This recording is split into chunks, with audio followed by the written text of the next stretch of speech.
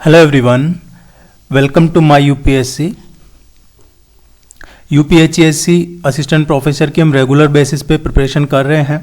जिन्होंने अभी तक ज्वाइन नहीं किया है टेस्ट सीरीज वगैरह, आप इस नंबर पे कांटेक्ट करके या फिर नीचे डिस्क्रिप्शन में लिंक मिल जाएगा, आप टेस्ट सीरीज ज्वाइन कर लीजिए। आपका एग्जाम में अब ज़्यादा टाइम नहीं है। ये आज जो हम डिस्कस करेंगे, अभी तक जनवरी मंथ में जो भी इम्पोर्टेंट करंट अफेयर्स हैं उनसे रिगार्डिंग क्या क्वेश्चंस बन सकते हैं वो डिस्कस करेंगे, और आने वाले टेस्ट में आपको फिर ये क्वेश्चंस देखने को भी मिलेंगे। Let's begin. यूपीएचसीएससी ने, आप अगर किसी और भी कॉम्पिटिटिव एग्जाम की प्रिपरेशन कर रहे हैं जिसमें आपके सिलेबस में करंट अफेयर्स है, तो भी आपके लिए यूजफुल है ये। विदिशा अभिनव 5G उपयोग मामलों की तैनाती वाला पहला जिला किस राज्य में है? देखिए, ये जो अभिनव 5G यूटिलाइज है, इसका पायलट प्रोजेक्ट है, उसका जो लीडरशिप है वो कर रहा है मध्य प्रदेश, एमपी। सो इसका जो करेक्ट आंसर है वो आएगा मध्य प्रदेश। 5G ये इस तरीके से पूछा जा सकता है आपको कि 5G use case promotional pilot है, उसका नेतृत्व कौन कर रहा है? मध्य प्रदेश। और मध्य प्रदेश में विदिशा डिस्ट्रिक्ट है, ये कर रहा है। ये एक तरीके से इंस्पिरेशनल जो स्टार्टअप है उसका पार्ट है ये डिस्ट्रिक्ट है, जो ये पहला डिस्ट्रिक्ट बन गया है एक्चुअली, जो अभिनव 5G उपयोग के जो मामले हैं उनकी तैनाती के लिए भारत का पहला जिला बना है मध्य प्रदेश का विदिशा डिस्ट्रिक्ट। किस संस्था ने ग्रामीण स्वास्थ्य सांख्यिकी रिपोर्ट जारी की है? अभी रिसेंटली किस ऑर्गेनाइजेशन ने, किस इंस्टीट्यूट ने ये रिपोर्ट अभी जारी की है, या किस मंत्रालय ने जारी की है? तो अभी रिसेंटली जो ग्रामीण स्वास्थ्य सांख्यिकी रिपोर्ट है, अभी रिसेंटली ये जो केंद्रीय स्वास्थ्य और परिवार कल्याण मंत्रालय है उसने ये जारी की है। और इस रिपोर्ट में लगभग 6064 सामुदायिक स्वास्थ्य केंद्रों में जो जरूरी सर्जन या फिर जो चाइल्ड से रिलेटेड डॉक्टर्स है, बाल विशेषज्ञ, बाल रोग विशेषज्ञ, उनमें 80% से अधिक की कमी है। 80% की कमी है, ये इस रिपोर्ट में आया है। ये रिपोर्ट किसने जारी की है? स्वास्थ्य और परिवार कल्याण मंत्रालय ने। देखिए, जो बेस्ट पॉसिबल करंट अफेयर है वो ही करवाए जा रहे हैं आपको यहाँ पे। किस सार्वजनिक क्षेत्र के बैंक ने किसान पुष्पक योजना के तहत गरुड़ एयरो स्पेस के साथ भागीदारी की है? ये पीएसयू है, सार्वजनिक क्षेत्र का बैंक है। इसने किसान पुष्पक योजना के तहत गरुड़ एरो स्पेस के साथ भागीदारी की है। ये जो चेन्नई का ड्रोन स्टार्टअप है, ये एक्चुअली एक चेन्नई का ड्रोन स्टार्टअप है, इसका नाम है Garud aerospace, Garuda aerospace, ये इसका नाम है। ये आप ध्यान रखिएगा, ये इंपॉर्टेंट है क्योंकि लगभग 150 गरुड़ कृषि किसान ड्रोन हैं, उनको किसान पुष्पक योजना के तहत इनको अभी रिसेंटली जो क्रेडिट है उसकी परमिशन अप्रूवल मिली है। इससे जो किसान हैं उनकी भूमि के लिए या फिर उनमें कीटनाशक है उनको छिड़काव के लिए मदद मिलेगी।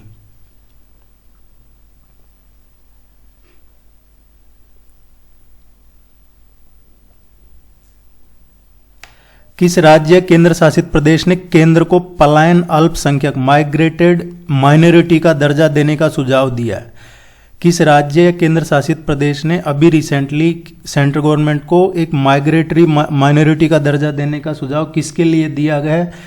कि ये अभी रिसेंटली दिल्ली सरकार ने ये सुझाव दिया है।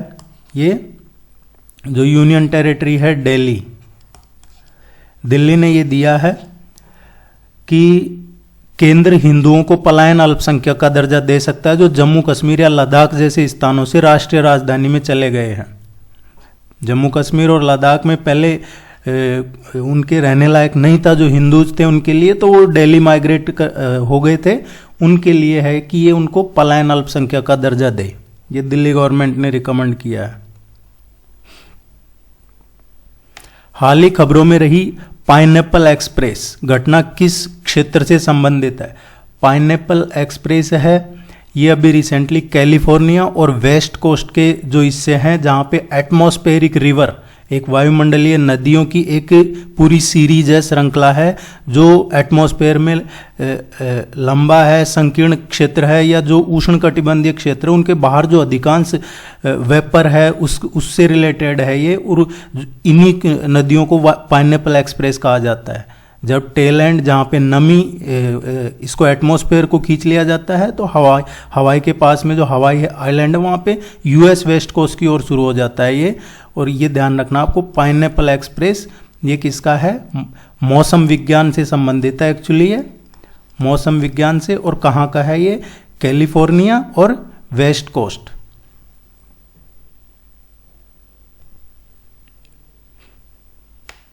किस संस्था ने हाल ही में डाइटरी सप्लीमेंट का सर्वेक्षण किया है?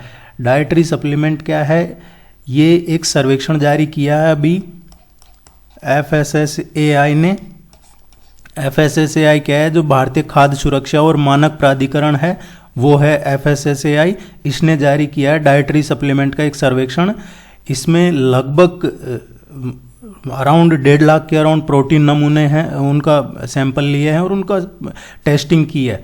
और जिसमें से लगभग 1.5 लाख में से जो प्रोटीन है 4800 के अराउंड प्रोटीन्स हैं, इनको तो असुरक्षित कि ये सेफ नहीं है वो बताया है। और लगभग 16,500 जो प्रोटीन्स हैं उनको एकदम घटिया बताया है।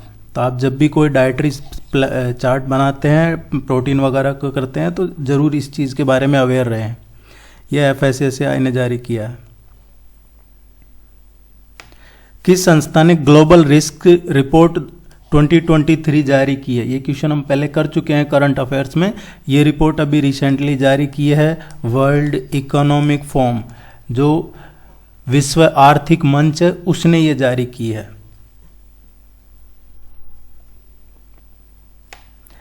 Revolutionaries the other story of how India one it's freedom पुस्तक के लेखक कौन है? ये बुक का नाम है revolutionary the other story of how India one it's freedom. ये बुक अभी रिसेंटली जो केंद्रीय मंत्री हैं उन्होंने लिखी। ये एक्चुअली अर्थशास्त्री हैं संजीव सान्याल, इन्होंने लिखी है। जो केंद्रीय गृह मंत्री अमित शाह जी, उन्होंने तो इस बुक को जारी किया था, विमोचन किया था। और इस बुक के राइटर हैं जो इकोनॉमिस्ट हैं संजीव सान्याल। ये इम्पोर्टेंट है, आप इसके बारे में ज़रूर ध्यान रखिएगा। संजीव सान्याल, इनकी एक इकोनॉमी की बुक भी आती है। और ये प्राइम मिनिस्टर की जो इकोनॉमिक एडवाइजरी काउंसिल है उसके भी मेंबर हैं। प्रधानमंत्री आर्थिक सलाहकार परिषद है, उसके भी मेंबर हैं संजीव सान्याल।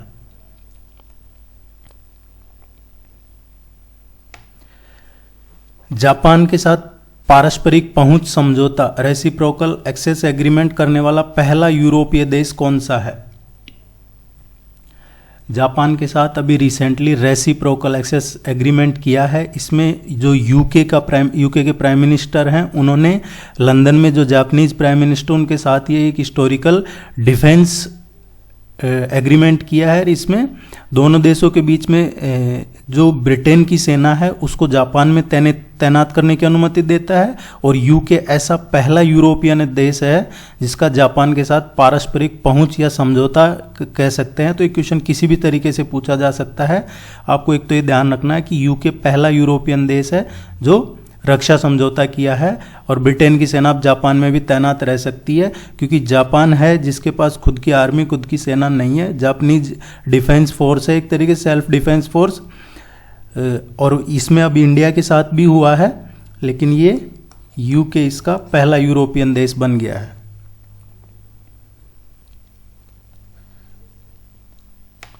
किस राज्य ने साझा स्कूल बस प्रणाली और कृषि प्रतिक्रिया वाहन योजना लॉन्च की है? अभी रिसेंटली जो मेघालय के चीफ मिनिस्टर हैं कॉनराड संगमा, इन्होंने sustainable transport and efficient mobility society, जिसको बोला जाता है STEMS, ये ध्यान रखना है। नॉर्थ ईस्ट के क्वेश्चन आपके एग्जाम में पूछे जाते हैं, चाहे वो ज्योग्राफी से रिलेटेड हो या फिर करंट अफेयर्स के हो। ये मेघालय ने जारी किया अभी एग्रीकल्चर रेस्पॉन्स व्हीकल और प्राइम एग्रीकल्चर रेस्पॉन्स व्हीकल, और एक ये STEMS। ये है sustainable transport and efficient mobility society. इसमें साझा स्कूल बस प्रणाली और कृषि प्रतिक्रिया वाहन ये लॉन्च किया है।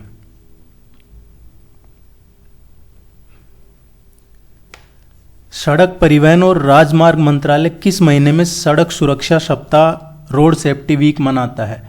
देखिए, जो केंद्रीय सड़क परिवहन और राज मंत्रालय है ये अभी 11 से और 17 जनवरी तक रोड सेफ्टी वीक मनाया है इन्होंने, और ये जनवरी में ही ये मनाते हैं सड़क सुरक्षा सप्ताह, ताकि लोगों के बीच अवेयरनेस रहे, इसलिए ये मनाया जाता है।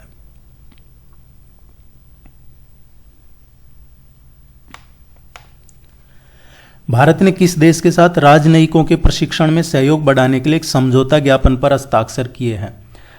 भारत और अभी recently Panama.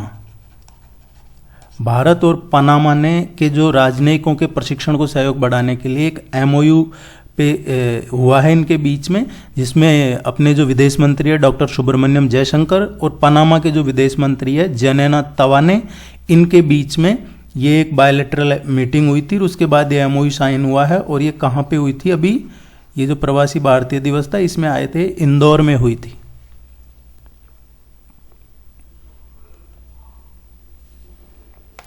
Henley passport index 2023 के अनुसार किस देश का पासपोर्ट दुनिया का सबसे शक्तिशाली पासपोर्ट है? देखिए, ये जो रिपोर्ट्स वगैरह आती है, हालांकि ठीक है ये काफ़ी टाइम से आ रही है, लेकिन इनकी ज़्यादा कोई क्रेडिबिलिटी ऑथेंटिसिटी नहीं होती है। अगर इनकी क्रेडिबिलिटी ऑथेंटिसिटी होती तो हंगर इंडेक्स में पाकिस्तान इंडिया से अच्छी रैंक पे है, जबकि हालात ये हैं, पाकिस्तान के बहुत बुरे हालात है, सबको पता है। श्रीलंका भी इंडिया से ऊपर है, लेकिन वहाँ पे क्या हालात है सबको पता है। तो ये किस बेस पे करते हैं, लेकिन ठीक है, एग्जाम पॉइंट ऑफ व्यू से हम इनको पढ़ लेते हैं। ये अभी आप पासपोर्ट्स का देखोगे तो ज़्यादातर हैं जो यूरोपियन यूनियन है उसी के देश हैं, यूरोपियन यूनियन के ही कंट्री मिलेंगे आपको इसमें टॉप 50 में। और सबसे शक्तिशाली जो अभी बताया है इसमें जापान का पासपोर्ट बताया है। हेनले पासपोर्ट इंडेक्स रिपोर्ट 2023 आई है। इसमें दुनिया भर के जापानी नागरिक हैं, वो दुनिया में 193 जो कंट्रीज हैं उनमें वीज़ा मुफ्त या वीज़ा ऑन अराइवल पे टूरिज्म कर सकते हैं, जा सकते हैं। इसमें दूसरे नंबर पे जो है वो है सिंगापुर का, और दूसरे नंबर पे सिंगापुर और साउथ कोरिया जॉइंट रूप से हैं इसमें। और भारत है, इसका है 85th नंबर पे है इंडिया। और भारत है जो लगभग 59 देश कंट्रीज में वीज़ा मुक्त प्रवेश भारत के लिए है।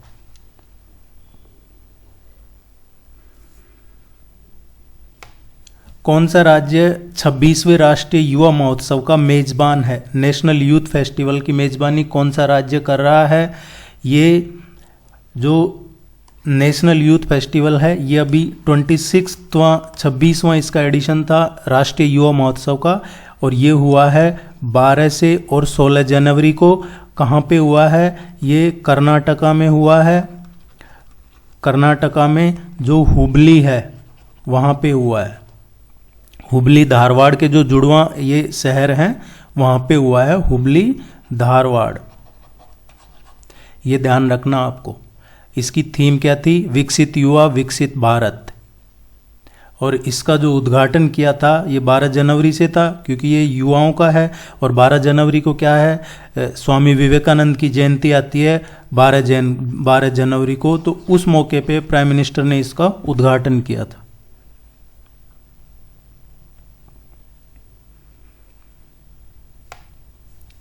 एक नई एकीकृत खाद्य सुरक्षा योजना का नया नाम क्या है? ये इस योजना का नया नाम रख दिया है जो नई एकीकृत खाद्य सुरक्षा योजना है। इसका जो नया नाम है वो PMGKAY, प्रधानमंत्री गरीब कल्याण अन्न योजना रखा है इसका अब नया नाम। जो पहले सेंट्रल यूनियन कैबिनेट था, केंद्रीय मंत्रिमंडल ने जो अंत्योदय अन्न योजना या जो प्राथमिक घरेलू लाभार्थियों को मुफ्त खाद्यान्न प्रदान करने के लिए एक योजना शुरू की थी। इसमें आपने सुना होगा फ्री में राशन दिया जा रहा है लगभग 80 करोड़ लोगों को या 70 करोड़, जितना भी डेटा तो आंकड़ा है वो, उसका दोनों का, एक तो प्राथमिक घरेलू लाभार्थी और दूसरा अंत्योदय अन्न योजना, उसका नाम था एकीकृत खाद्य सुरक्षा योजना। उसका अब नाम चेंज करके और प्रधानमंत्री गरीब कल्याण अन्न योजना कर दिया है।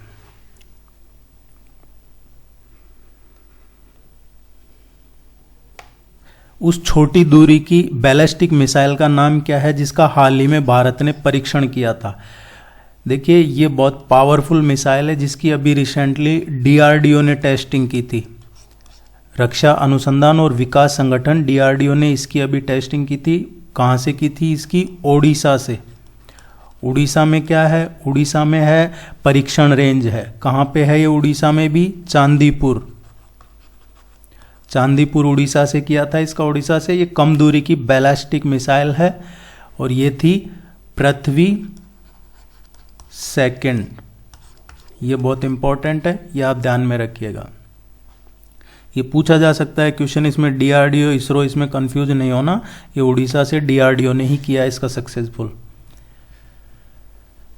भारतीय फिल्म के किस गीत ने सर्वश्रेष्ठ मूल गीत के लिए गोल्डन ग्लोब अवार्ड 2023 जीता है? देखिए, एक मूवी थी जिसका नाम आपने भी सबने सुना होगा लगभग, ये RRR। इसका एक सॉन्ग है, उसको मिला है, ये कोई सॉन्ग है नाटू नाटू। इस सॉन्ग को ये जो प्रतिष्ठित गोल्डन ग्लोब अवार्ड है ये मिला है। ये SS राजामौली की पिक्चर थी, उसका है ये, इसके लिए मिला है इसको। और इसमें अब एक और अवार्ड मिला है इस पिक्चर को, बेस्ट विदेशी मूवी का, ऐसा कुछ अवार्ड भी इसको मिला है। इसके बारे में आप जरूर पढ़िएगा। साउथ की पिक्चरें आजकल काफ़ी अच्छा कर रही है, बॉलीवुड वाले पता नहीं क्यों गाली गलौज परोस रहे हैं पिक्चरों में, वो चल नहीं रही हैं। क्लोरोफ्लोरोकार्बन पर प्रतिबंध लगाने के लिए 1987 में हस्ताक्षरित अंतर्राष्ट्रीय समझौते का नाम क्या है? देखिए, ये अभी चर्चा में था करंट अफेयर्स में। इसमें चर्चा में इसलिए में था क्योंकि ये अमेरिका से शुरू हुआ है, मॉन्ट्रियल प्रोटोकॉल का, और अमेरिकन जो कांग्रेस से पार्लियामेंट वहाँ का, उसने इसमें कहा है कि भाई हम इसको लागू करेंगे। अब तक तो वो ना तो पेरिस एग्रीमेंट को मान रहे थे, पेरिस क्लाइमेट एग्रीमेंट हुआ था जो 2015 में, और ना इसको फॉलो कर रहे थे। लेकिन अब उन्होंने कहा कि ठीक है, हम भी एनवायरनमेंट में इसका फॉलो करेंगे, इसलिए चर्चा में है। ये जो क्लोरोफ्लोरोकार्बन पे प्रतिबंध लगाने के लिए 1987 में हुआ था, ये था मॉन्ट्रियल प्रोटोकॉल।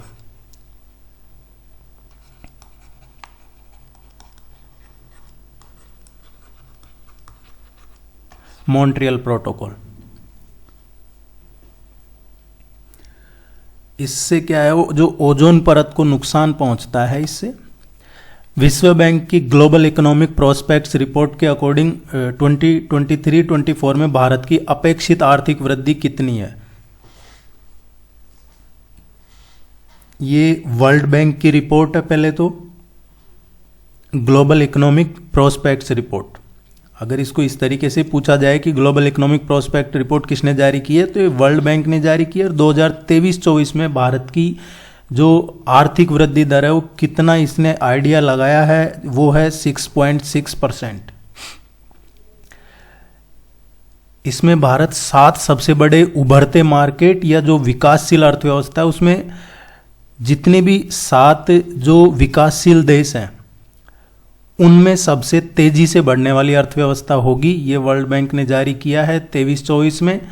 और भारत की जो आर्थिक वृद्धि चालू वर्ष में अनुमानित, अभी जो चालू वर्ष है उसमें तो 6.9 बताई है, लेकिन अगले वित्त वर्ष में ये इसको थोड़ा सा कम बताया है कि धीमी हो सकती है। काफ़ी इसकी वजह बताई है। वैसे भी अगर ये यूक्रेन वाला रशिया का और खिंच जाता है थोड़ा, तो ये इतनी आ जाएगी। ईयर ऑफ एंटरप्राइजेज परियोजना किस भारतीय राज्य की प्रमुख योजना है?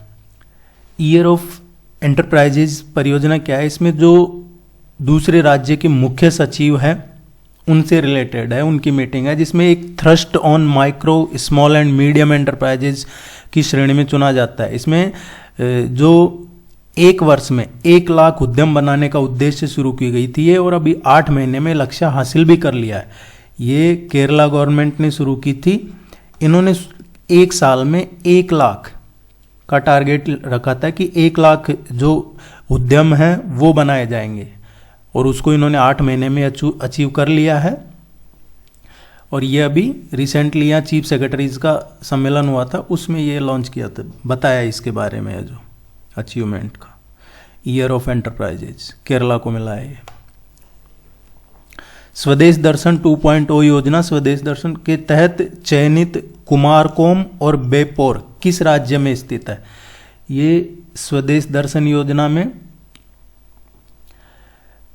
जो ये एक्चुअली देखिए दोनों जगह ही है, जो केरला में ही है। केरला टूरिस्ट के हिसाब से बहुत अच्छी जगह है। ये पर्यटक मंत्रालय की एक योजना है, पर्यटन मंत्रालय की स्वदेश दर्शन योजना, और उसी को एक्सटेंड करके इसको स्वदेश दर्शन 2.0 किया है। और इसमें टोटल 19 राज्य और केंद्र शासित प्रदेशों के इसमें 34 जो टूरिस्ट स्पॉट है या जो स्थल है, पर्यटन स्थल, वो चुने गए थे। उसमें से केरल के ये जो 2 जगह हैं, कोट्टायम में है ये कुमारकोम और कोझिकोड में बेपोर, इनको चुना गया है इसके लिए।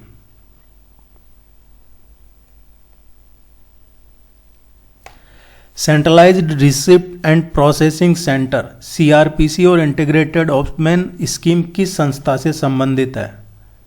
ऑम्बड्समैन, ये इंटीग्रेटेड ऑम्बड्समैन स्कीम और centralised receipt and processing centre, ये दोनों ही हैं। इस नाम से भी आपको पता चल गया होगा, ये टर्म ज़्यादातर RBI के लिए ही यूज की जाती है। भारतीय रिजर्व बैंक ने अभी रिसेंटली 2021 और 22 के लिए जो लोकपाल योजनाओं की वार्षिक रिपोर्ट जारी की है, उसमें RBI ने इन दोनों के तहत एक रिपोर्ट जारी की है, CRPC और IOS की। इसमें consumer education and protection cell को जो शिकायतें मिली हैं, उन शिकायतों में 9% की बढ़ोतरी हुई है। इसका मतलब क्या है? इसका मतलब डिजिटल जो लेन देन है उनसे रिलेटेड है ये शिकायतें। डिजिटल लेन देन से रिलेटेड शिकायतों में बढ़ोतरी हुई है। किसी के साथ कोई फ्रॉड हो गया या इस तरीके का कुछ है। राष्ट्रीय विज्ञान दिवस 2023 नेशनल साइंस डे 2023 की थीम क्या है? ये इंपॉर्टेंट है। इसकी थीम है global science for global wellbeing. ये आप जरूर ध्यान रखिएगा, ये इंपॉर्टेंट है। ग्लोबल साइंस फॉर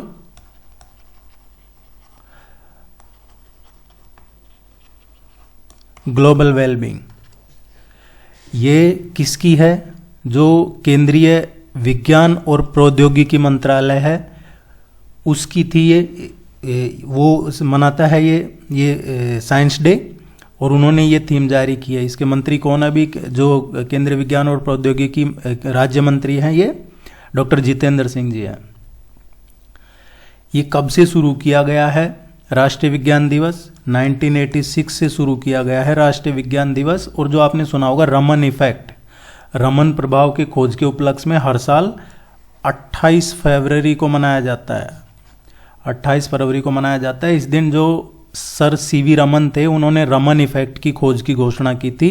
तो ये ध्यान रखना आपको, राष्ट्रीय विज्ञान दिवस 28 फरवरी को मनाया जाता है। और इसके लिए अभी ये थीम जारी की है, global science for global wellbeing.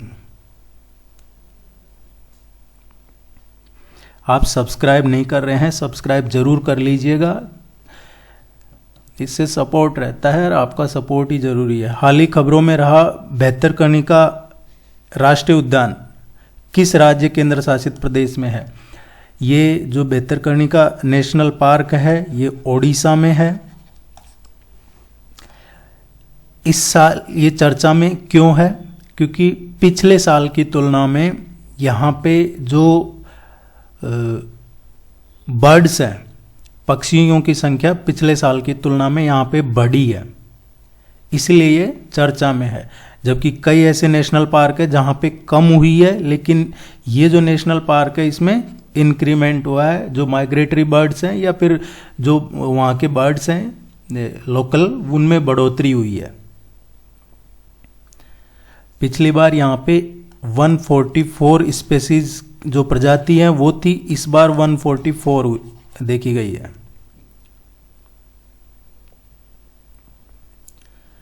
किस संस्था ने ABPM-JAY के तहत अस्पताल के प्रदर्शन को मापने और ग्रेड देने के लिए एक नई प्रणाली शुरू की गई है? ये ABPM-JAY क्या है, पहले तो हम ये देख लेते हैं। ये है आयुष्मान भारत, प्रधानमंत्री जन आरोग्य योजना। आयुष्मान भारत प्रधानमंत्री जन आरोग्य योजना, इसके तहत अस्पताल के जो उनका प्रदर्शन है, हॉस्पिटल कैसा काम कर रहे हैं उसको मेजर करना, उसकी ग्रेडिंग सिस्टम चालू किया है एक्चुअली हॉस्पिटल्स के लिए, और फिर उनको प्राइज वगैरह भी दिया जाएगा जो बेस्ट परफॉर्म करता है। ये शुरू किया है NHA।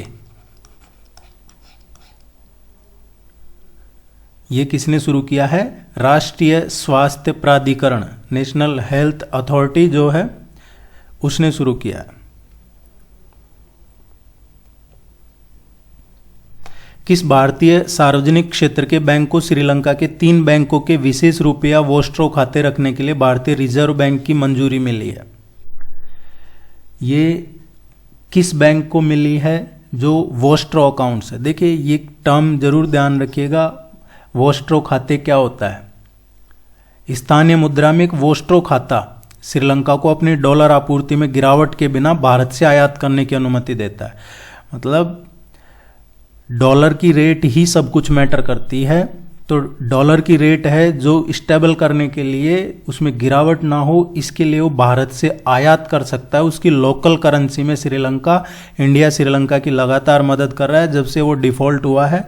अगला शायद एक और पड़ोसी है वो भी होने वाला है डिफॉल्ट, वैसे तो वो हो गया है लगभग, बट ऑफिशियली हो जाएगा नेक्स्ट 2-3 वीक में अगर उसको किसी ने चंदा नहीं दिया तो ये इंडिया रिजर्व बैंक ने मंजूरी दी है वोस्ट्रो खाता। वोस्ट्रो अकाउंट क्या है जो मैंने बता दिया आपको कि कोई भी अपनी लोकल करेंसी में डॉलर को स्टेबल करने के लिए दूसरे देश के साथ ये वोस्ट्रो अकाउंट बनाता है। और ये किस बैंक ने किया है? अभी भारत का है ये PSU, इंडियन बैंक।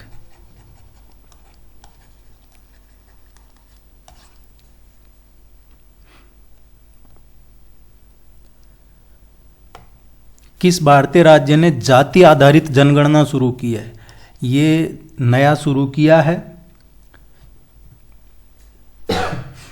देखिए ये इसलिए शुरू किया गया है, ये प्योरली पॉलिटिकल है, ये पूरा पॉलिटिकल है और इसमें कुछ भी नहीं है, क्योंकि इसके बाद क्या होगा कि फिर ये कास्ट बेस लोगों को खड़ा करेंगे। इस एरिया में इतनी कास्ट है, इस एरिया में इतनी कास्ट है। अभी तो ये रिलीजियस बेस पे करते हैं, बाद में फिर जाति के बेस पे लोगों को खड़ा करेंगे इलेक्शन में, क्योंकि ये लगातार इनका ग्राफ नीचे जाता जा रहा है। अदरवाइज तो अगर पब्लिक की स्कीम्स हैं उनके लिए तो और भी बहुत तरीके हैं। क्या गवर्नमेंट को नहीं पता है किस एरिया में किस जाति के लोग ज़्यादा है? फिर जाति का क्या, अगर आप स्टेट के इंचार्ज हैं तो आपके लिए तो सब बराबर होने चाहिए। आपको पता है किस एरियाज में वीक है, वीकर सेक्शन है, किस में वीकर सेक्शन नहीं है, तो उस बेस पे भी कर सकते हैं। लेकिन ये पॉलिटिकल है और ये अभी शुरू किया है बिहार में। बिहार में ये शुरू किया है।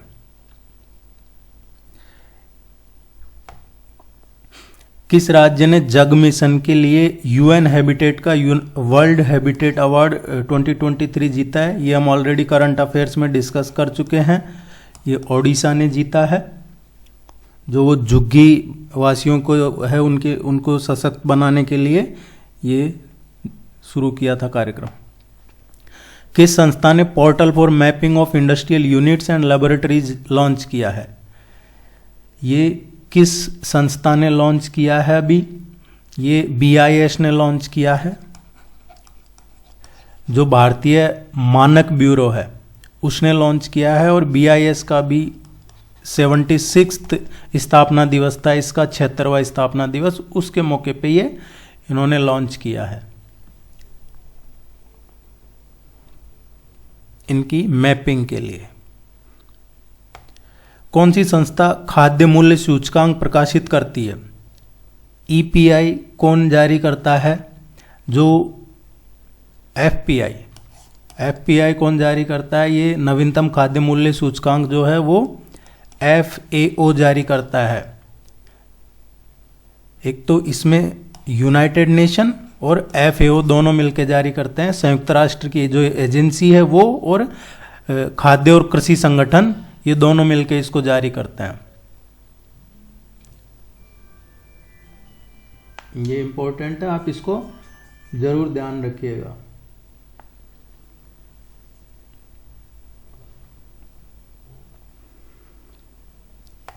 NSO के पहले अग्रिम अनुमानों के अनुसार 2022-23 में भारत की अनुमानित GDP वृद्धि कितनी है? NSO की बात हो रही है।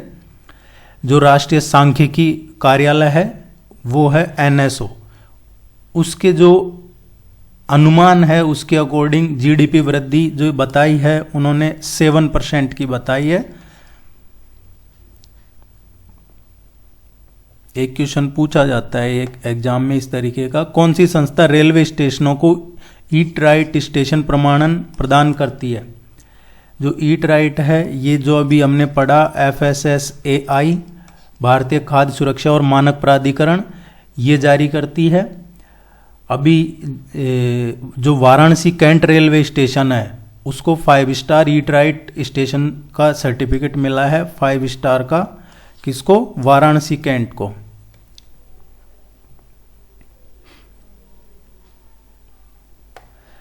हाल ही में खबरों में रहा किला हुआ ज्वालामुखी किस देश में स्थित है?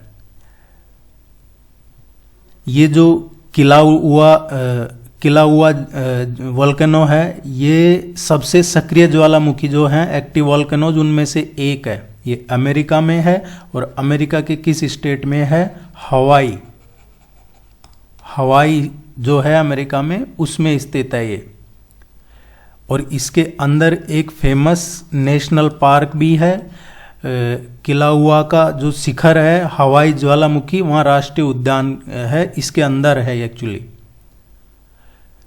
अब ये थोड़े टाइम के बाद ये वापस से एक्टिव हो गया, ये फटना शुरू हो गया है। और इसके जो पड़ोसी है मोना लोआ है, या जो मोना लोआ जो दुनिया का सबसे बड़ा ज्वालामुखी है, उसमें भी अभी लास्ट 38-40 ईयर्स में सबसे ज़्यादा विस्फोट हुआ है। तो ये दोनों चर्चा ध्यान रखना है आपको, एक तो मोना लोआ और दूसरा ये किला हुआ। ये हवाई में है, अमेरिका में। किस राज्य ने उद्यमियों के लिए व्हाट्सएप का उपयोग करके शिकायत दर्ज करने की सुविधा शुरू की है? किस राज्य ने शुरू किया है? ये अभी व्हाट्सएप प्लेटफॉर्म का यूज करके भी आप अपनी शिकायत दर्ज कर सकते हैं या उनका निवारण प्राप्त करने की एक सुविधा जारी की है। शिकायत संदेश को 10 मिनट के अंदर अंदर देख लिया जाएगा। जो ग्रीन टिक आप लोगों में से कई बंद रखते हैं, वो ग्रीन टिक है जो 10 मिनट में आपको दिख जाएगा कि आपकी कंप्लेंट है जो देख ली गई है। और 7 डेज के अंदर अंदर ये कंप्लेंट्स को निस्तारण कर दिया जाएगा 7 दिनों में। ये शुरू किया है केरला गवर्नमेंट ने, केरला सरकार ने। हाल ही में लॉन्च किए गए आमंत्रण पोर्टल का उद्देश्य क्या है? आमंत्रण पोर्टल अभी ये रिसेंटली लॉन्च किया गया है। ये सरकार की जो ई गवर्नेंस पहल है, ई गवर्नेंस इनिशिएटिव, उसी का एक पार्ट है। इसमें ऑनलाइन आमंत्रण प्रबंधन पोर्टल लॉन्च किया गया है। और इसमें आमंत्रण पोर्टल का इसमें जो यूज है वो जो गणमान्य व्यक्ति है या जो गेस्ट है, अतिथि, उनको ऑनलाइन इनवाइट करने का या ई निमंत्रण देने और गणतंत्र दिवस और जो स्वतंत्रता दिवस के जो कार्यक्रम है उनको देखने के लिए आम जनता को टिकटों की भी ऑनलाइन बिक्री के लिए ये शुरू किया गया है। तो आपको ध्यान रखना है, जो कोई गेस्ट वगैरह हैं उनको ऑनलाइन इनवाइट करना, या फिर जो 15 अगस्त 26 जनवरी के कार्यक्रम है उनको उनकी जो टिकट है वो भी आप यहाँ से ले सकते हैं। आमंत्रण प्रबंधन के लिए ही ये लॉन्च किया गया है, इसका नाम ही आमंत्रण है।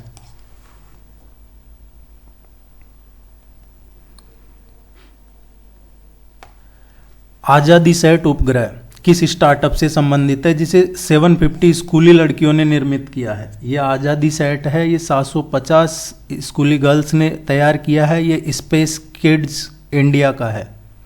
किस स्टार्टअप का है?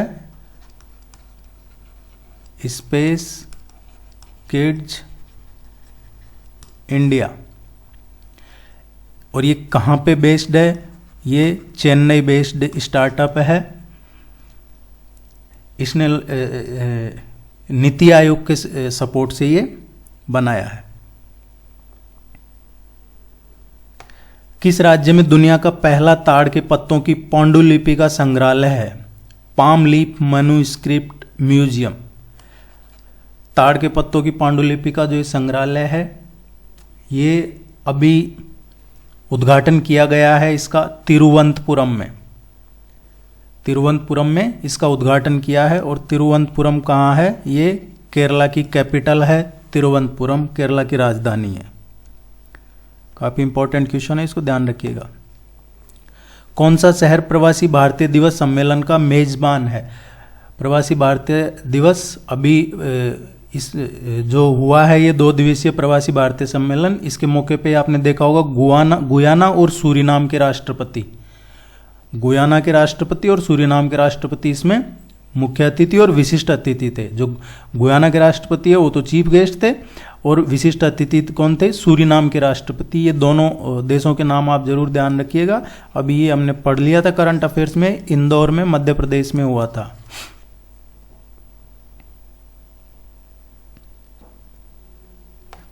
कौन सा केंद्रीय मंत्रालय स्टार्टअप इंडिया इनोवेशन वीक का आयोजन कर रहा है? स्टार्टअप इंडिया इनोवेशन वीक का जो आयोजन कर रहा है वो कर रहा है एक जो कॉमर्स मिनिस्ट्री है, वाणिज्य और उद्योग मंत्रालय, ये कर रहा है।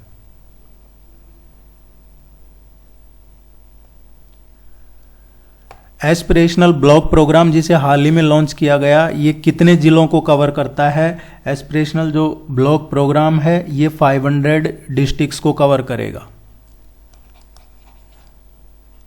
31 राज्य और केंद्र शासित प्रदेशों के जो 500 जिले हैं उनको कवर करेगा ये।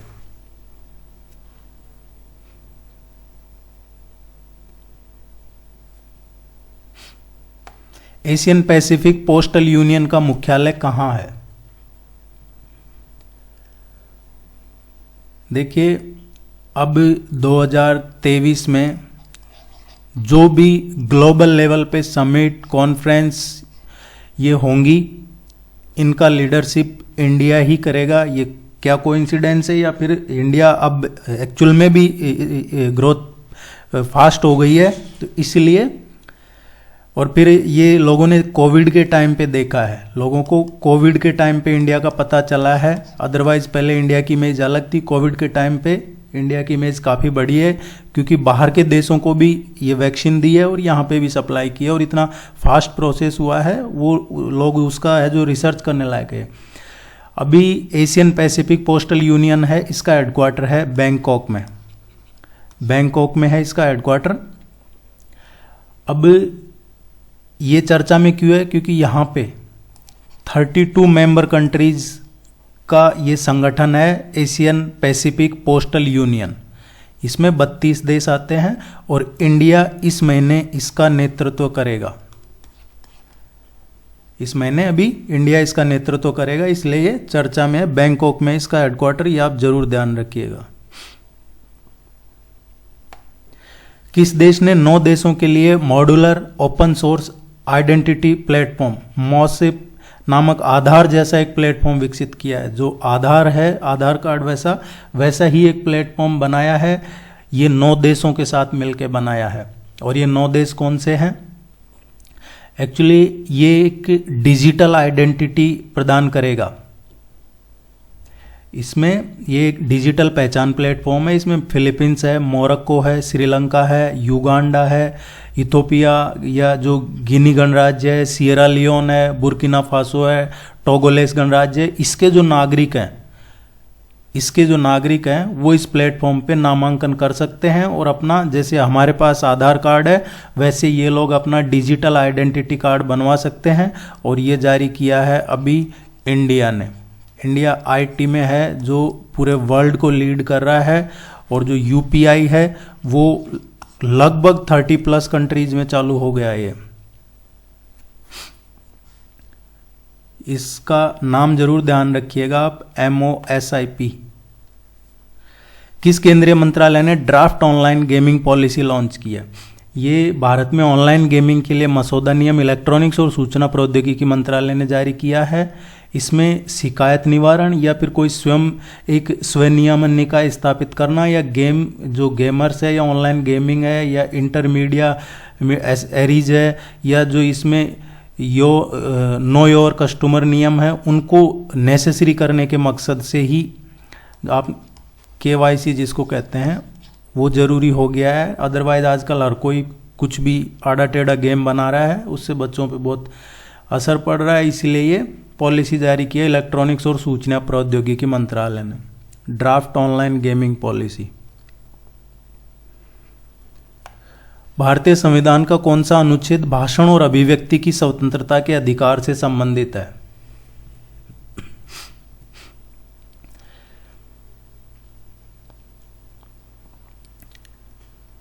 देखिए अभी क्या है, ये तो हम सभी जानते हैं, हमारे देश में सबसे ज़्यादा चूरण इसी का ही दिया जाता है, आर्टिकल 19 का। कोई किसी को गाली देकर कह देता है आर्टिकल 19 को फॉलो कर रहा हूँ, या किसी के बारे में कुछ भी बोल देता है, चाहे वो देश हो, देश की आर्मी हो, और फिर आर्टिकल 19 का नाम लेके कि बोलने की आज़ादी है। ठीक है, बोलिए। तो ये आर्टिकल 19(2) है, जिसमें 8 आधार सूचीबद्ध है, जिनमें भाषण और अभिव्यक्ति की स्वतंत्रता का जो अधिकार है उसको एज इट इज यथोचित रूप से प्रतिबंधित किया जा सकता है। सुप्रीम कोर्ट ने अभी क्या है 4-1 के बहुमत से फैसला सुनाया है कि एक मंत्री द्वारा दिए गया बयान, भले ही ये बयान है जो राज्य के किसी भी मामले या सरकार की रक्षा के लिए हो, सरकार को जिम्मेदार नहीं ठहराया जा सकता। 4 जो जज साहब हैं मिलोड, उन मिलोड्स ने ये फैसला सुनाया है 4-1 के बहुमत से कि अगर किसी मंत्री ने कोई बयान दे दिया वो सरकार से संबंधित नहीं है, उसके लिए सरकार को जिम्मेदार नहीं ठहराया जा सकता है। देखिए अभी सुप्रीम कोर्ट और जो केंद्र सरकार है इनके बीच में ये कॉलेजियम सिस्टम है, उसको लेके काफ़ी आर पार एक तरीके से देखने को मिल रहा है। एक तरफ से जो कानून मंत्री है रिजिजू वो कह रहे हैं, फिर सुप्रीम कोर्ट से भी आ रहा है, और अभी तो जो वाइस प्रेसिडेंट है जगदीप धनखड़ साहब, उन्होंने भी अभी एक जयपुर में कॉन्फ्रेंस या कोई प्रोग्राम था उसमें बोला है क्लियरली, ये कॉलेजियम पहले था ही नहीं, ये तो अभी शुरू किया है। जब संविधान बना जब ये कॉलेजियम और ये थे ही नहीं। अभी क्या हो रहा है कि एक जज है वो उसको ऑलरेडी कोई सुप्रीम कोर्ट में जज है, तो किसी लॉयर को जो कोई हाई कोर्ट में लॉयर है या कोई जज है उसको सुप्रीम कोर्ट का दरवाजा खोल दिया जाता है उसके लिए, वो किसी का बेटा है किसी का पोता है, इस तरीके से किया जाता है। यही चल रहा है सुप्रीम कोर्ट में, तो इसको ब्रेक करने के लिए चल रहा है, और गवर्नमेंट के पास 2 बार भेज दिया था, गवर्नमेंट ने वापस रिटर्न कर दिया था। ये चलेगा अभी आगे लंबा। Broadcasting infrastructure and network development योजना का परिव्यय कितना है? ये जो बिंद है ये हमने पढ़ा है बिंद, इसका बताया था मैंने आपको करंट अफेयर्स में 2500 करोड़ 2500 करोड़। ये किसके लिए है? ये मैंने कहा था बहुत इंपॉर्टेंट है, ब्रॉडकास्टिंग से रिलेटेड है। जो प्रसार भारती यानी ऑल इंडिया रेडियो और जो दूरदर्शन है उसका मॉडर्नाइजेशन के लिए है ये। कुमार पोस्ट सियाचिन में सक्रिय रूप से तैनात होने वाली पहली महिला अधिकारी कौन है? ये पहले तो आपको ये ध्यान रखना है, कुमार पोस्ट सियाचिन में है, ये इनकी ड्यूटी, ये पहली महिला अधिकारी है। देखिए इंडिया की जो स्पीड है या जो अभी इंडिया का इस लेवल पे नाम चल रहा है उसको आप कैसे भी समझ सकते हैं। उसकी एक वजह ये भी है कि अभी जो हमारी नारी शक्ति है, विमेन एम्पावरमेंट है, महिलाएं हैं, वो भी बराबर से है जो इसमें कंट्रीब्यूट कर रही है कंट्री के डेवलपमेंट के लिए या सोसाइटी के लिए, अपने फैमिली के लिए, किसी भी वे में कर रही हो। ये भी वजह है कि स्पीड अब बढ़ी है। ये कैप्टन शिव चौहान है, ये जो महिला अधिकारी है ये कैप्टन शिव चौहान है। इलेक्ट्रॉनिक्स और केमिकल इंजीनियर से इन्होंने डिग्री की है, कैप्टन शिवा चौहान, और इनको तैनात किया है सियाचिन ग्लेशियर में जो कुमार पोस्ट है वहाँ पे। देखिए ये इसलिए चर्चा में क्योंकि 15,632 फीट की हाइट पे है ये कुमार पोस्ट, और इस कुमार पोस्ट का नाम रखा गया था जो पहले कर्नल थे नरेंद्र कुमार, वो उनके नाम पे रखा गया है क्योंकि जो ऑपरेशन मेघदूत शुरू किया था 1984 में सियाचिन ग्लेशियर को सुरक्षित करने के लिए, 1984 में जो ऑपरेशन शुरू किया था मेघदूत, उसमें जो कैप्टन नरेंद्र कुमार थे उनका बहुत इंपॉर्टेंट रोल था, इसीलिए ये उनके नाम पे है ये पोस्ट। और अभी कैप्टन शिवा कुमार को यहाँ पोस्टिंग दी है, पहली महिला अधिकारी है, ये काफ़ी चर्चा में है, ये आप इसको जरूर ध्यान में रखिएगा। आप चैनल को सब्सक्राइब कर लीजिए। टेस्ट सीरीज जिन्होंने ज्वाइन नहीं की है आप ज्वाइन जरूर कर लीजिएगा। किस उच्च न्यायालय ने शहर सरकार को HIV पॉजिटिव व्यक्तियों को मुफ्त भोजन और चिकित्सा उपचार सुनिश्चित करने का निर्देश दिया है? ये अभी जो दिल्ली हाई कोर्ट है उसने दिल्ली सरकार को दिया है कि जो गरीबी रेखा के नीचे रहने वाले HIV पॉजिटिव है आप उनको मुफ्त में भोजन और मेडिकल फैसिलिटीज प्रोवाइड कीजिए। गणितीय विज्ञान संस्थान कहाँ स्थित है? इंस्टीट्यूट ऑफ मैथमेटिकल साइंस कहाँ पे है? ये अभी चर्चा में है क्योंकि एक्चुअली ये जो है ये तमिलनाडु में है, तमिलनाडु में है और ये चर्चा में है। यहाँ तमिलनाडु सर्किल के तहत अभी डाक विभाग ने गणितीय जो विज्ञान संस्थान है उसके इंस्टीट्यूट ऑफ मैथमेटिकल साइंस के 60 ईयर कंप्लीट हुए हैं, उन पे एक विशेष कवरेज बुलेटिन जारी किया था। ये 1962 में शुरू हुआ था और ये किसने शुरू किया था? ये अभी जो अल्लादी रामकृष्णन है उन्होंने शुरू किया था, ये चेन्नई में।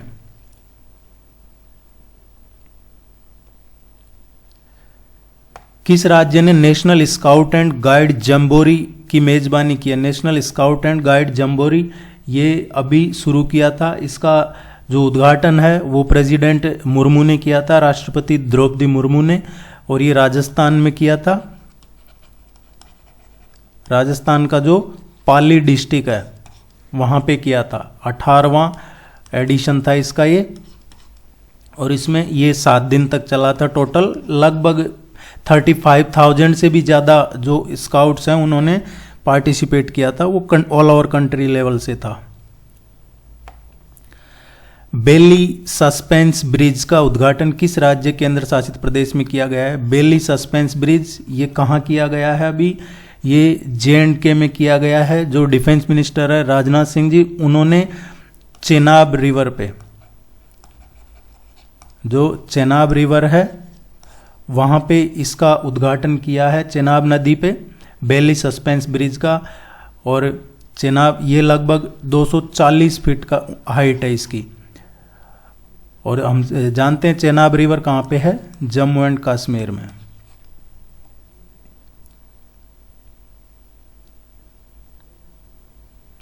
इसका राजनाथ सिंह जी ने किया था उद्घाटन और ये कंप्लीट हो चुका है। जो इसके टाइम पीरियड था उससे 1 महीने पहले ही कंप्लीट कर लिया है। जो सीमा सड़क संगठन है BRO, बॉर्डर रोड ऑर्गेनाइजेशन, उसने एक कंप्लीट भी कर लिया है। इस ब्रिज का नाम जरूर ध्यान रखिएगा आप, बेली सस्पेंस ब्रिज।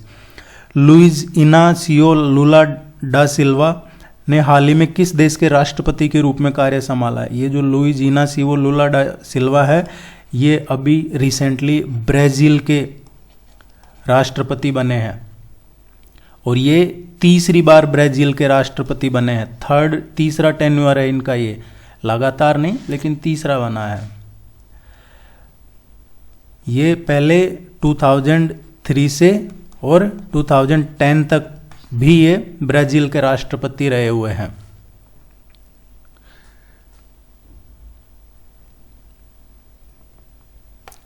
कौन सा देश हाल ही में अपनी कुना मुद्रा, कुना करेंसी से यूरो में परिवर्तित हो गया है? यूरो जोन का 20वां सदस्य बन गया। किस कंट्री ने, जिसकी करेंसी थी कुना करेंसी, अब वो यूरो में परिवर्तित हो गया है और यूरो जोन का 20वां सदस्य हो गया है? ये है क्रोएशिया।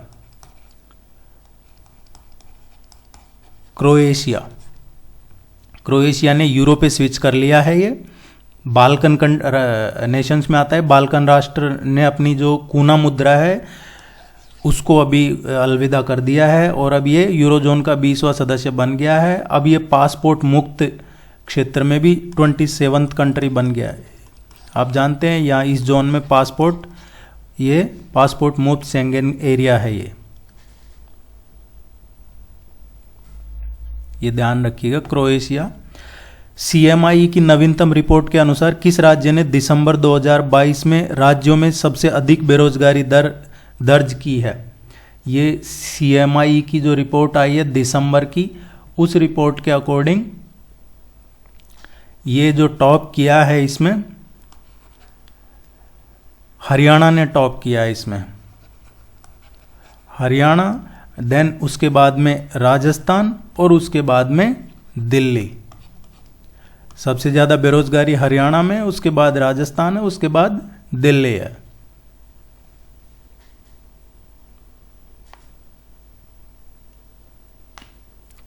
अब देख लीजिए, दिल्ली में आम आदमी की सरकार है, हरियाणा में बीजेपी की सरकार है और राजस्थान में कांग्रेस की सरकार है। और तीनों ही ये आम आदमी भी रो रही है, बेरोजगारी है वो बढ़ गई, कांग्रेस भी कहती है बेरोजगारी बढ़ गई, और फिर बेरोजगारी इन्हीं के यहाँ सबसे ज़्यादा है, तीनों के ही। किस देश ने चीन के सहयोग से पोखरा रीजनल इंटरनेशनल एयरपोर्ट प्रिया का उद्घाटन किया है?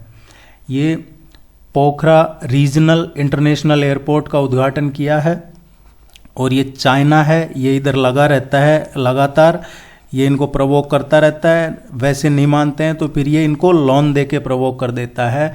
ये अब इसका जो नेपाल चीन बेल्ट एंड रोड इनिशिएटिव है उसी का ही है। इसका जो ये था CPEC, ये एकदम फ्लिप फ्लॉप बिल्कुल ख़त्म हो गया है CPEC। जब ये सक्सेस नहीं हुआ तो अब ये शुरू कर रहा है इधर BRI, जो BRI पहले का ही है, उसको ये नेपाल में बढ़ाने के लिए ये उद्घाटन किया है नेपाल में चीन के सहयोग से।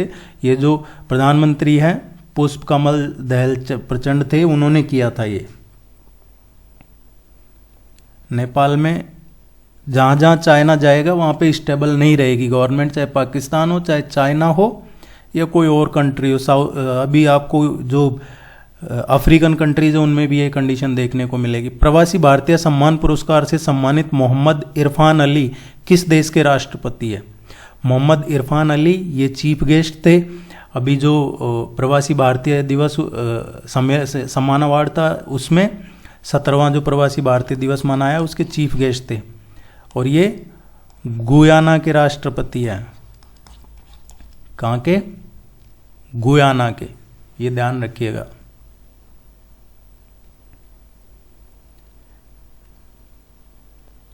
किस संस्था ने उत्कर्ष 2.0 नाम से मध्यम अवधि रणनीति की रूपरेखा शुरू की है? ये हम कर चुके हैं करंट अफेयर्स में। ये 2023 से और 2025 की अवधि के लिए ये भी पूछा जा सकता है, तो आप इसको जरूर ध्यान रखिएगा। ये RBI ने शुरू किया है 23 से 25।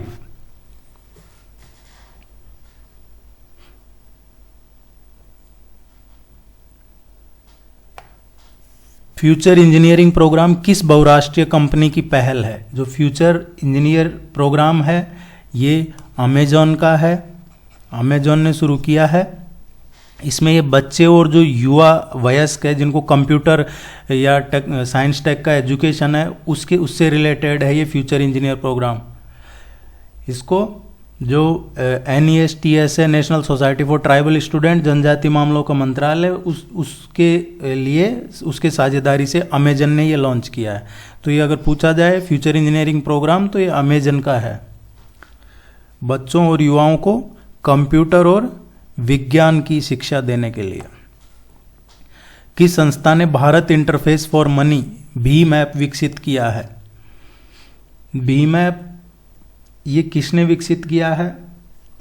देखिए ये चर्चा में क्यों है, क्योंकि अभी ये भीम ऐप लॉन्च किया था 30 दिसंबर 2016 को।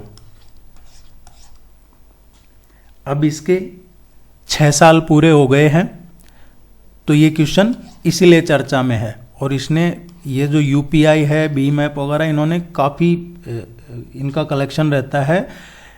ये NPCI ने विकसित किया है। भारत इंटरफेस फॉर मनी है भी, और ये जाहिर किसने किया था विकसित इसको? भारतीय राष्ट्रीय भुगतान निगम जो है, national payment corporation of India, इसने विकसित किया था भीम को। किस खिलाड़ी ने वर्ल्ड रैपिड और वर्ल्ड ब्लिट्ज शतरंज दोनों खिताब जीते हैं? ये वर्ल्ड रैपिड और वर्ल्ड ब्लिट्ज शतरंज दोनों अवार्ड अभी जीते हैं, जो नॉर्वेजियन के ग्रैंड मास्टर हैं मैग्नस कार्लसन, इन्होंने जीते हैं। ये इम्पोर्टेंट है, इसको आप जरूर ध्यान में रखिएगा। मैग्नस कार्लसन, इन्होंने अल्माटी में वर्ल्ड रैपिड और वर्ल्ड ब्लिट्ज शतरंज खिताब दोनों जीते हैं। ये नॉर्वेजियन के हैं, इंपॉर्टेंट है ये। जिन्होंने अभी तक भी सब्सक्राइब नहीं किया है, आपसे रिक्वेस्ट है आप सब्सक्राइब जरूर कर लीजिए। भारत ने हाल ही में किस देश के साथ comprehensive migration and mobility partnership agreement पे हस्ताक्षर किए हैं? अभी रिसेंटली ये एग्रीमेंट हुआ है MMPA, migration and mobility partnership agreement. Bharat ने जो अभी रिसेंटली किया है ये ऑस्ट्रिया के साथ किया है, लेकिन ऐसा नहीं है कि ये पहला किया है। इससे पहले भारत यही एग्रीमेंट UK, फ्रांस, जर्मनी और फिनलैंड के साथ भी कर चुका है। ये किससे रिलेटेड है? जो इंडियन स्टूडेंट्स हैं या जो वहाँ पे जो काम करते हैं लोग इंडियन, उनके लिए ये जारी एग्रीमेंट है, उनकी सेफ्टी, सिक्योरिटी और उनके और जो इश्यूज है उनके लिए। आयुष्मान भारत के तहत कितने आयुष्मान भारत स्वास्थ्य और कल्याण केंद्रों का लक्ष्य रखा गया था? आयुष्मान भारत है, इसके तहत जो रखा गया था दिसंबर 2022 तक 1.5 लाख का टारगेट रखा गया था। भारत सरकार ने देश भर में 1.5 लाख आयुष्मान भारत का टारगेट रखा था कि दिसंबर 2022 तक ये ग्रामीण और शहरी क्षेत्रों में जो PHC है, SHC हैं, इनको जो AB HWC है इसके रूप में बदलेंगे की, और ये टारगेट इन्होंने अचीव कर लिया। ये जानकारी दी अभी रिसेंटली जो केंद्रीय स्वास्थ्य मंत्री है मनसुख मंडाविया, उन्होंने दी है ये जानकारी कि हमने जो टारगेट रखा था उसको अचीव कर लिया है। किस संस्था ने statistical tables relating to banks in India जारी किया है?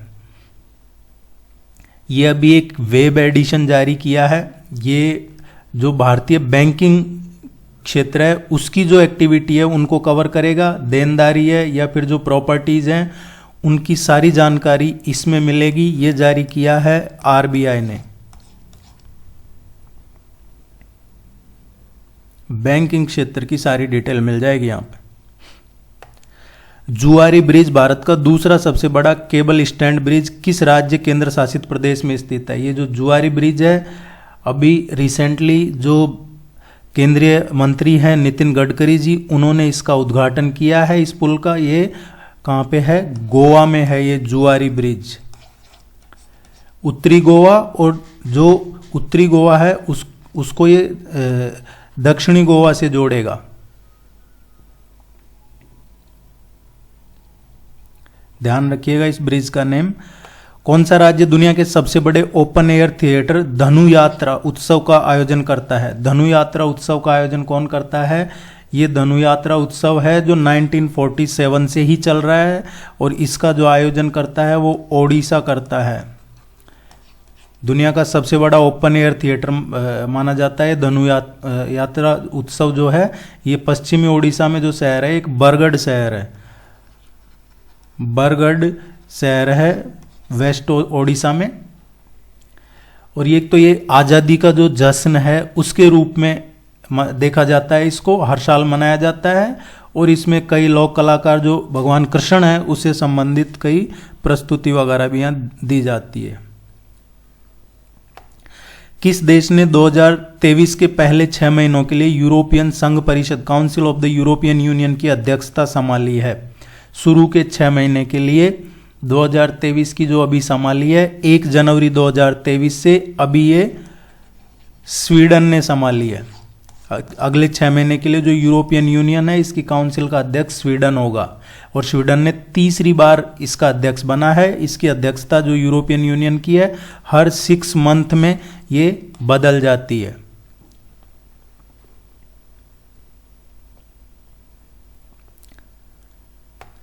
किस केंद्रीय मंत्रालय ने प्रज्वला चैलेंज लॉन्च किया है? प्रज्वला चैलेंज ये ग्रामीण विकास मंत्रालय की जो दीनदयाल अंत्योदय योजना है या फिर जो DNRLM है, राष्ट्रीय ग्रामीण आजीविका मिशन, उसी का ये चैलेंज लॉन्च किया है। इसमें क्या होगा कि जो ग्रामीण अर्थव्यवस्था है उसको बदलने के लिए, चाहे पर्सन है या स्टार्टअप है या फिर कोई प्राइवेट एरिया है या कोई सोसाइटी है, उससे लोगों के जो ओपिनियन है, उनके क्या व्यू हैं, वो इनवाइट किए गए हैं प्रज्वला चैलेंज के रूप में, और ये ग्रामीण विकास मंत्रालय ने लॉन्च किए प्रज्वला चैलेंज। किस संस्था ने स्टॉक एक्सचेंजों से investor risk reduction access IRRA platform स्थापित करने का आग्रह किया है? ये सेबी ने आग्रह किया है, इसको आप ध्यान रखिएगा, ये इंपॉर्टेंट है, ताकि जो लंबित ऑर्डर हैं उनको रद्द करने का अवसर दिया जा सके। 2022-23 के लिए भारत से कृषि और खाद्य उत्पादकों का लक्ष्य कितना है?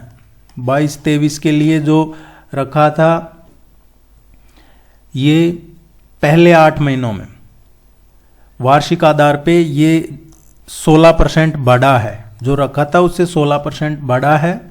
और ये उत्पादक के लिए जो था वो टोटल $23.56 बिलियन रखा था।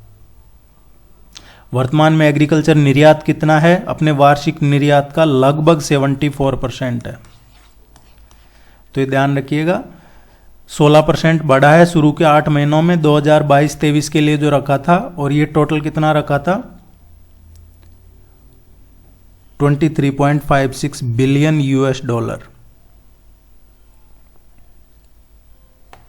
वित्त मंत्रालय के तहत कौन सा विभाग छोटी बचत योजनाओं पर दरों में बदलाव की सूचना देता है?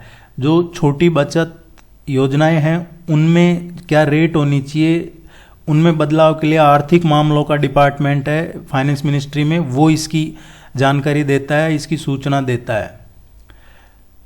जैसे वरिष्ठ नागरिक बचत योजना है या कोई और लघु बचत योजनाएं हैं, उनमें क्या ब्याज दर रहेगा, क्या PPF में की बात कर लें उसमें क्या रहेगा, या फिर जो सुकन्या समृद्धि खाता योजना है उसमें क्या ब्याज दर रहेगी, उसके लिए फाइनेंस मिनिस्ट्री का एक आर्थिक मामलों का विभाग है, वो इनकी सूचना देता है। वंदे भारत एक्सप्रेस से संबंधित खबरों में रहा न्यू जलपाईगुड़ी किस राज्य में? देखिए अभी ये न्यू जलपाईगुड़ी को हावड़ा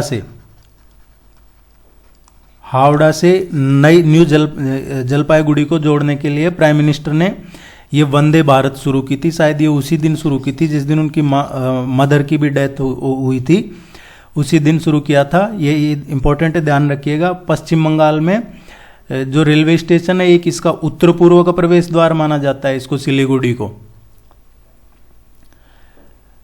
और ये लगभग 500+ किलोमीटर की डिस्टेंस यहाँ तय करेगा। और ये पश्चिम बंगाल में शुरू की थी। हालांकि कुछ लोगों ने इस पे पत्थर वत्थर फेंके हैं, अब ये पता नहीं उनकी क्या मानसिकता है, लेकिन ये पश्चिम बंगाल में शुरू की थी वंदे भारत न्यू जलपाईगुड़ी से हावड़ा को जोड़ने के लिए।